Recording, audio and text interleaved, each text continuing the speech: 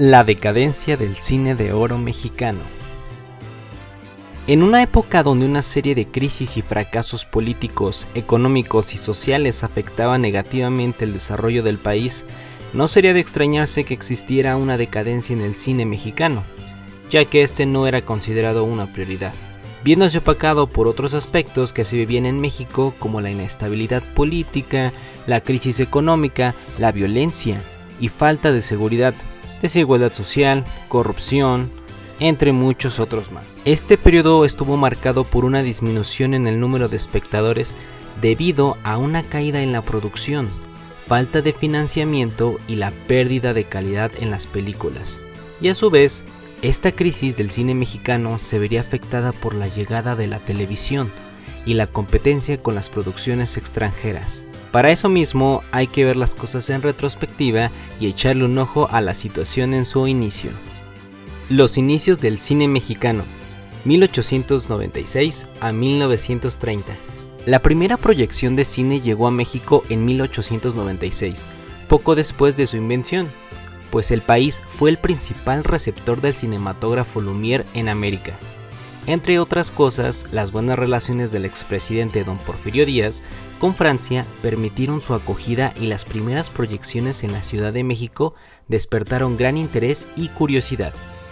Indiscutiblemente, como uno de los pioneros del cine, hay que mencionar al ingeniero y director Salvador Toscano, que fue uno de los primeros que documentó eventos importantes como la Revolución Mexicana, pues así nació el cine en el país. De esta forma él, al igual que otros cineastas, tuvieron que lidiar con las limitaciones técnicas del momento y financieras, pero establecieron las bases para el desarrollo futuro del cine en México. Ahora sí, la época de oro del cine mexicano, 1930 a 1950. La consolidación y crecimiento durante este periodo en México se convirtió en uno de los centros cinematográficos más importantes del mundo hispanohablante.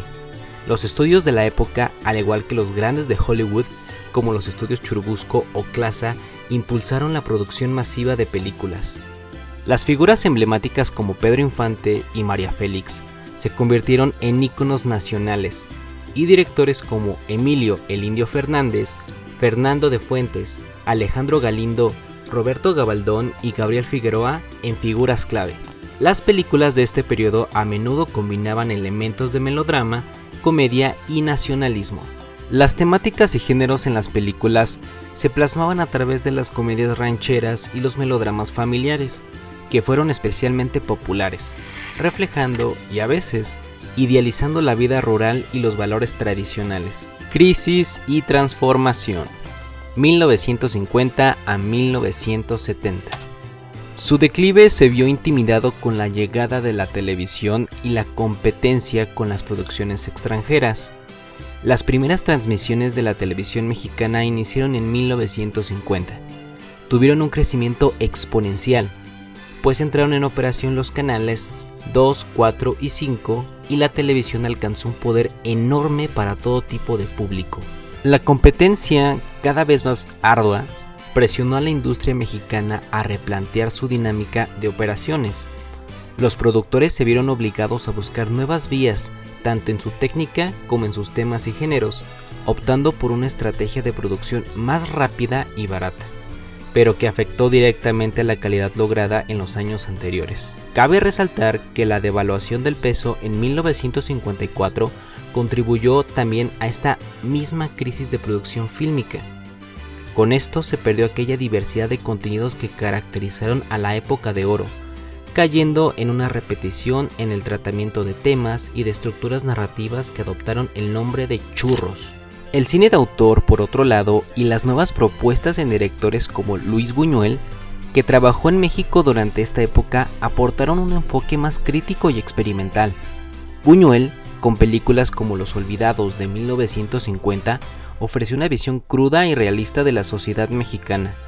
Los cineastas comenzaron a abordar temas sociales y políticos más oscuros y complejos, reflejando las tensiones y cambios de esa misma sociedad. Para colmo, varias figuras míticas desaparecían. Un año antes, el charro cantor, Jorge Negrete, falleció en un hospital de Los Ángeles. En marzo de 1955, la bellísima Miroslava se suicidó y pocos meses después murió Joaquín Pardavé, dejando inconclusas las cintas Club de Señoritas y La Virtud Desnuda. Y aún faltaba lo peor.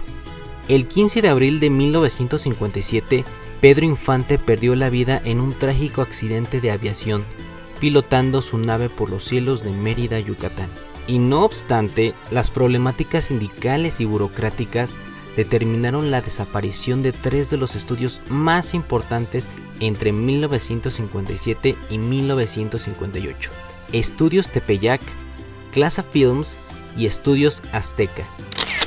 El escenario planteado por el cine mexicano nuevamente se encontraba en plena transformación y hacia 1959 ya solo operaban los estudios Churubusco Azteca y los estudios América.